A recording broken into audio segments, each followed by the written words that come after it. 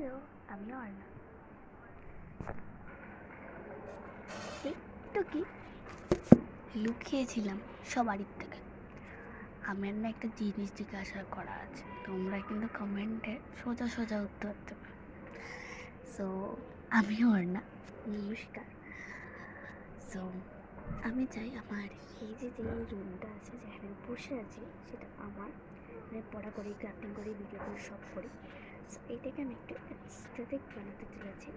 So সেটার জন্য তোমাদের সাপোর্ট চাই, কমেন্ট চাই।